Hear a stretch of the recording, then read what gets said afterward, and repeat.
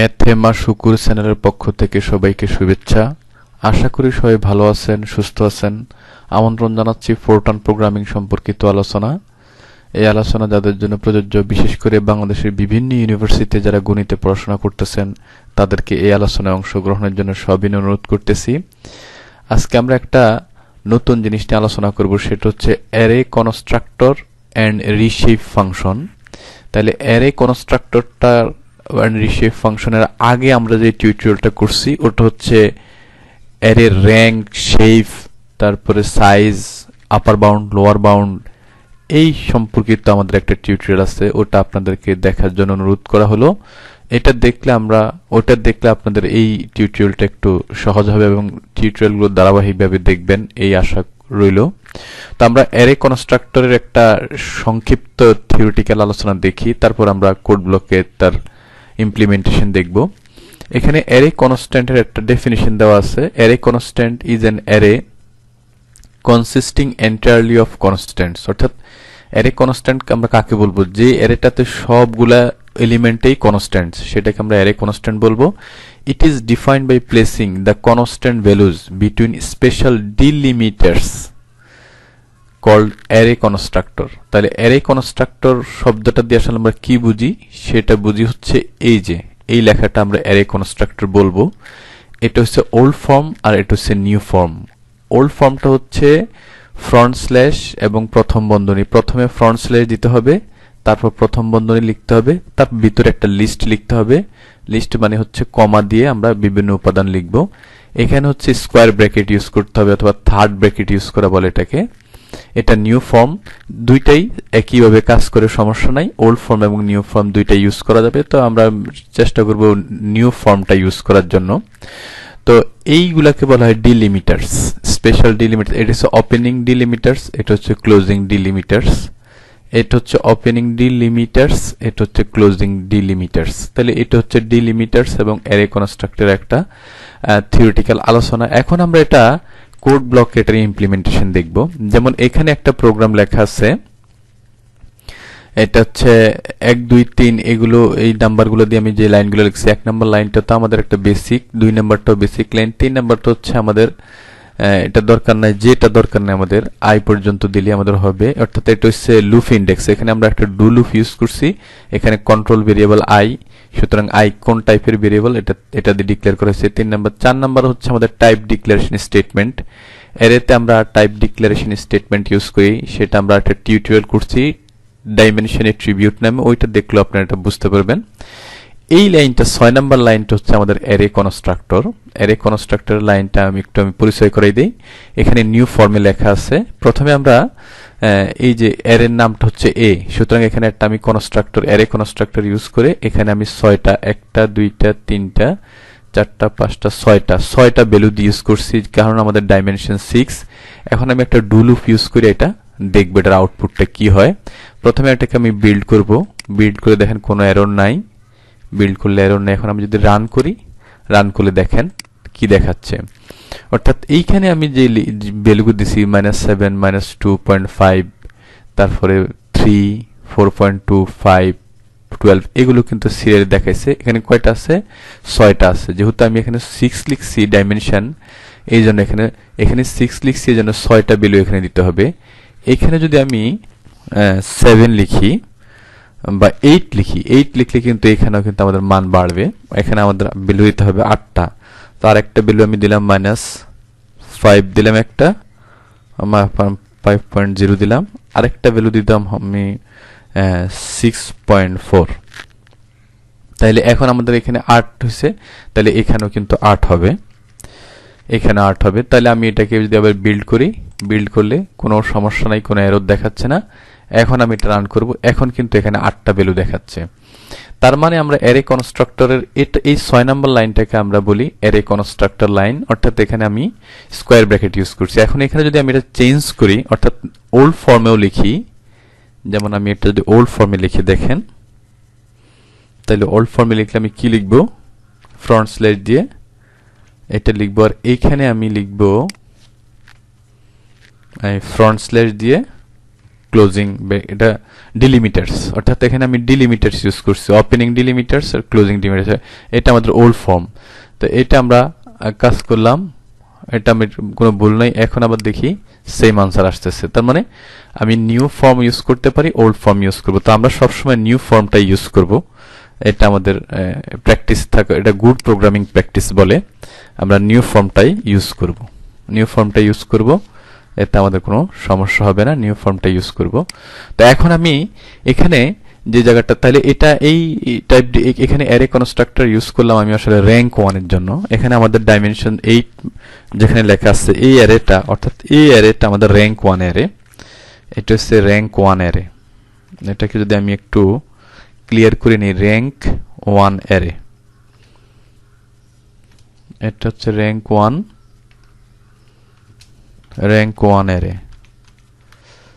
এটা হচ্ছে rank 1 array. অর্থাৎ আমরা এতক্ষণ পর্যন্ত র্যাঙ্ক 1 অ্যারে নিয়ে কাজ করলাম, দেখলাম। এখন দেখেন এটাকে যদি আমি র্যাঙ্ক চেঞ্জ করে দিই, এটা 1 এর জায়গায় যেমন এখানে 8 ছিল, তো এখানে আমি যদি র্যাঙ্ক 2 করে দিই, 2 করা মানে 4,2, তাইলে এখন এটা কিন্তু র্যাঙ্ক 2 হয়ে গেছে। এখন র্যাঙ্ক 2 হওয়াতে আমাদের এখানে এই অ্যারেটা র্যাঙ্ক 2, ওটা 2 ডাইমেনশনাল, প্রথম ডাইমেনশনে 4টা এলিমেন্ট থাকবে, দ্বিতীয় ডাইমেনশনে 2টা এলিমেন্ট থাকবে, টোটাল 8টা, কিন্তু এখানে লিস্টে 8টাই আছে।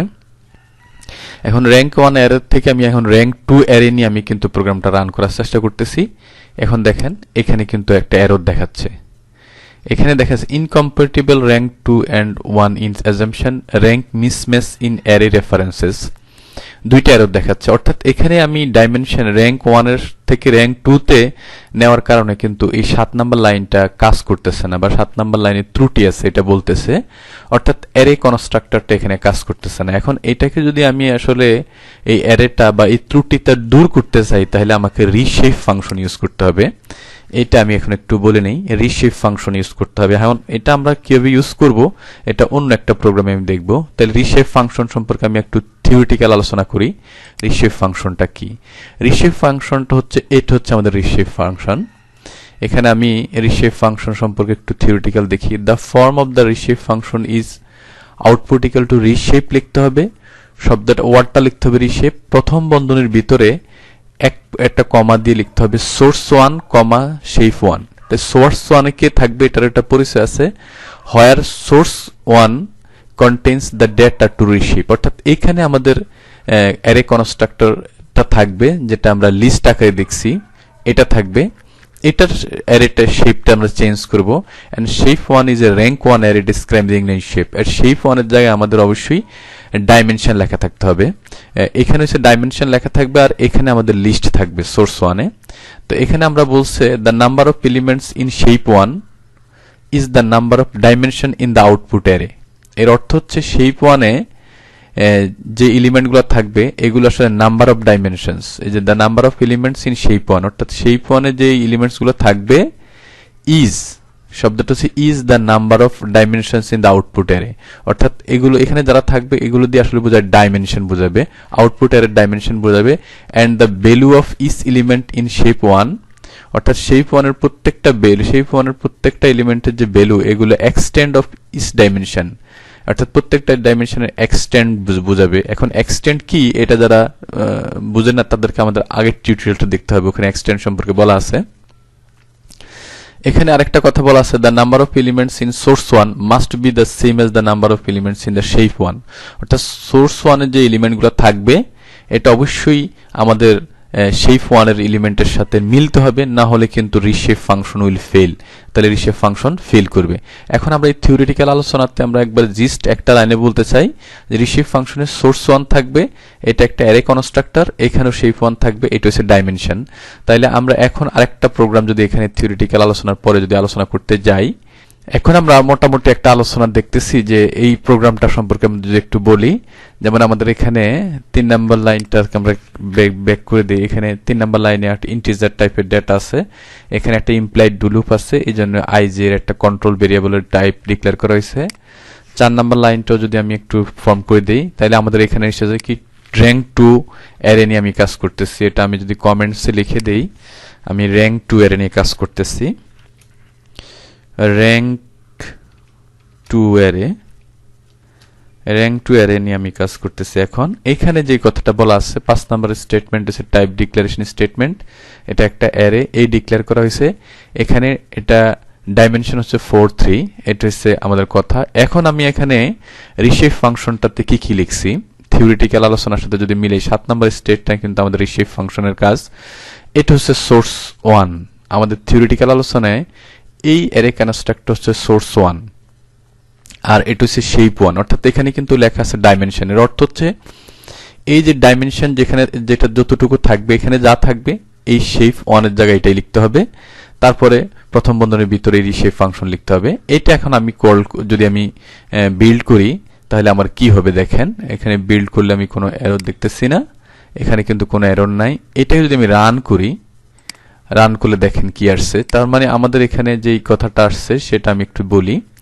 এটা হচ্ছে একটা ম্যাট্রিক্সের মতো যে 4/3, অর্থাৎ 4টা সারি থাকবে 3টা কলাম থাকবে। এটা দিয়ে এটা বোঝায় 4টা সারি 3টা কলাম, 4টা সারি 3টা কলাম একই লেখা। এই লেখাটা এবং এই লেখাটা সেম লেখা। এখানে 4টা সারি আছে দেখেন, 1টা 2টা 3টা 4টা সারি এবং 3টা কলাম 1 2 3। এখন এই যে লিস্টের যেই লেখাগুলো আমি লিখছি এখানে 1 2 3 4 5 6 7 8 9 10 11 12, এই লেখাগুলো কিন্তু এখানে এই ফরম্যাটে অর্থাৎ 4টা সারি 3টা কলাম অনুসারে সাজাইছে।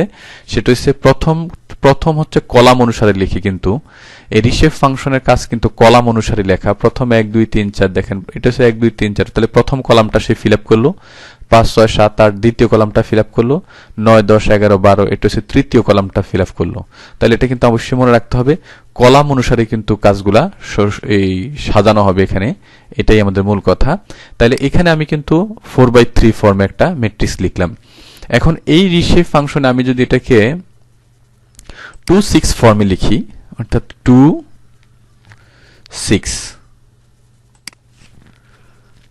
6 ফর্মে লিখবো আমি এখন এটাকে 2 6। তাহলে এখানে ডাইমেনশন চেঞ্জ করছি, এখানেও ডাইমেনশন চেঞ্জ হবে। এটা হবে 2, এটা হবে 6,